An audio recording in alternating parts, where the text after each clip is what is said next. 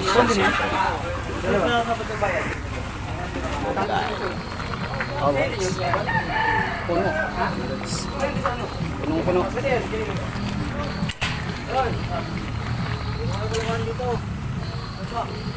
Dapat may ano ako, cameraman dito. Uy, grabe oh. So, ayan oh.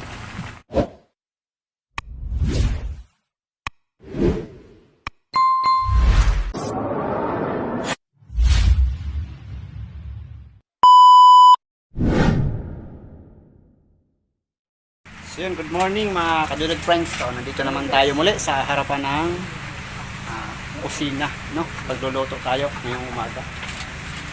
So, panlasang Pinoy, kinamatisang manok. So, nandito na po ang ating mga sahog. Ready na po ang ating mga panahog, pechay, saka ito yung ating siyempre yung kamatis. Yan, bawang sibuyas. Tapos meron tayong halong gulay. Pulot sa pechay, saka sayote. Ating manok na luluto. Alright, let's go! Painit na tayo ng mantika. So, mainit na yan mga lods. Ilagay na natin yung bawang. Ilagay na natin yung maging golden brown. Siyempre sabay natin yung sibuyas dyan. Sibuyas.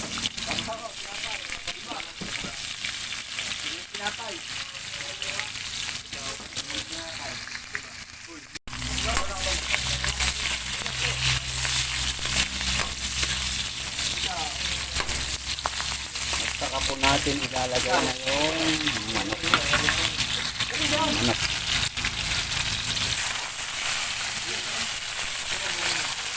Ibisayin lang natin yung manok.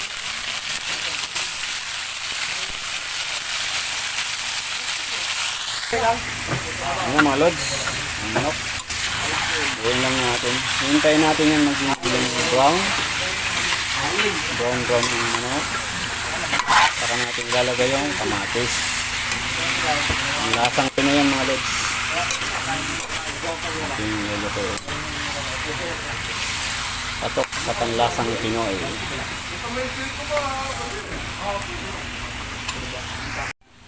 Oops!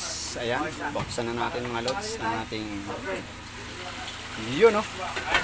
Mga lods, ayan. Halu-haluin lang natin. Lagyan natin ng dalawang kalasa. Chicken cubes.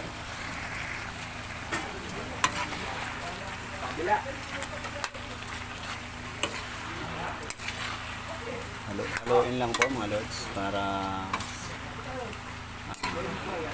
mix yung lasa ng nilagay natin yung cubes. Ayan, magad lang tayo ng tubig para may sabaw-sabaw naman sila. Para may sabaw-sabaw yung mga tropang construction boys natin.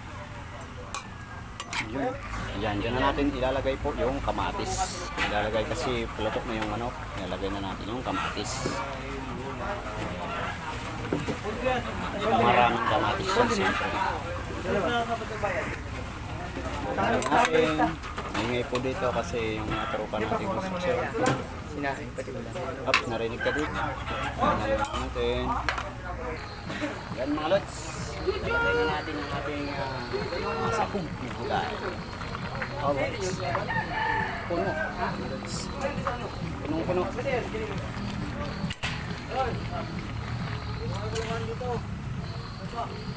Dapat may ano ako, cameraman dito.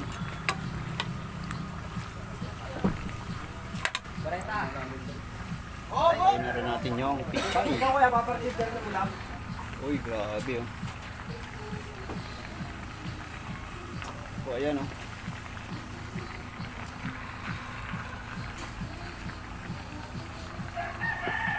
Grabing pichay yan mga lods oh.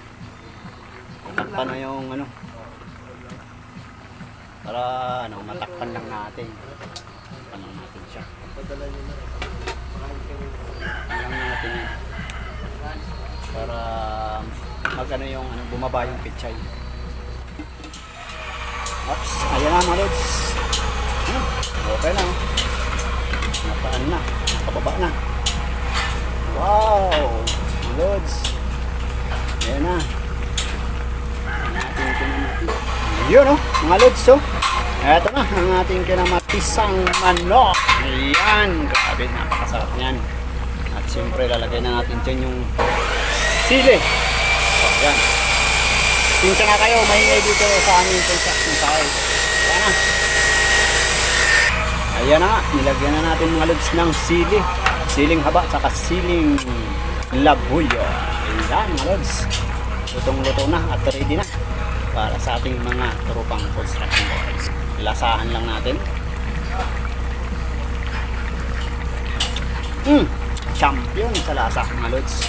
So ayan nga, natapos na natin lutuin ang kinamatisang manok. Isa na namang putahin panlasang Pinoy. Yan, sana kaibigan nyo ito. Pakilike and share po. And huwag kalimutan po mag-subscribe. Thank you so much and God bless po sa inyo lahat. Babus!